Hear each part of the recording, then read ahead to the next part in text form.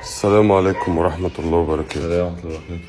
كيف حالك؟ الحمد لله تمام. غضاب غضاب؟ غضاب وليس خطاب. مصر فضيلتك؟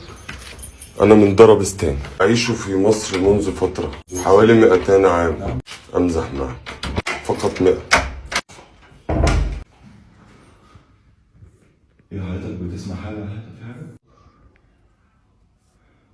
ايه ملحة؟ ناقصة ملح ولا حاجة؟ من كان يسكن هنا؟ اسلام بلوزة. هذه الغرفة ستناسب شلاح ومكراح. أولاد حضرتك دول؟ هم أصدقائي. مثلا حضرتك هتجيب أصدقائك يقعدوا هنا في الشقة؟ هم يعيشون معي. سيناسب هذا المكان باب القفص. قفص ايه حضرتك؟ هتحط صحابك في القفص؟ شلاح تمساح ومكراح أنثى أناكوندا أحمر. ثانية واحدة. أحمر. ثانية واحدة، ولا أحمر ولا أصفر. مفيش شيء أصفر طبعا. أنا هتكلم مع الراجل اللي بعتك وخلاص تمام. ماذا ده؟ ده يعني اسلام بلوزة هيموتني. اهدأ يا رجل، هدئ من روعك، هدئ من روعك، هدئ من روعك. ومجدح ايه الكلام ده؟ انا كلامي مش معاك، انا كلامي مع الراجل اللي جابك. لم أذكر حتى الآن زعقوقة ومخروقة.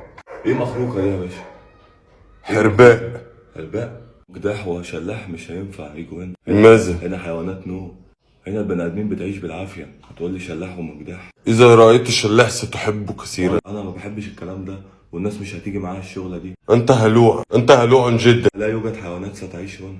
زعقوقة ستحب المكان كثيرا. لا يوجد زعقيق هنا يا ريس. أريد أن أدخل دورة المياه يا أخي، أنا ضيفك، لا تحرجني. بتعمل زي ناس ولا حاجات غريبة برضه زي اللي بتعملها. ماذا تقول؟ انتبه لكلماتك. خش يا اخويا وانجز حالك عشان نمشي.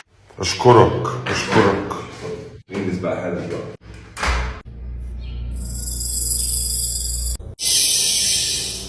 ارجع ارجع مكروح، ارجع.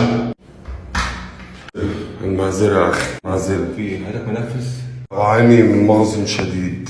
المعذرة. سأخذ هذه الشقة يا رجل. لا ما عندناش والله. بس إنها مناسبة جدا لي ولأصدقائي. تعالى بس مش أستأنس بهم. ما فيش استئناس هنا بيه. لا تقول ما لا تستطيع أن تفعله. انا استطيع ان افعل اي شيء. حسنا. اتفضل. تريث تريث. تريست يا ريس. تعالى اتفضل، ما عندناش شغل خلاص. تريث يا رجل. تريست يا عم، تريست.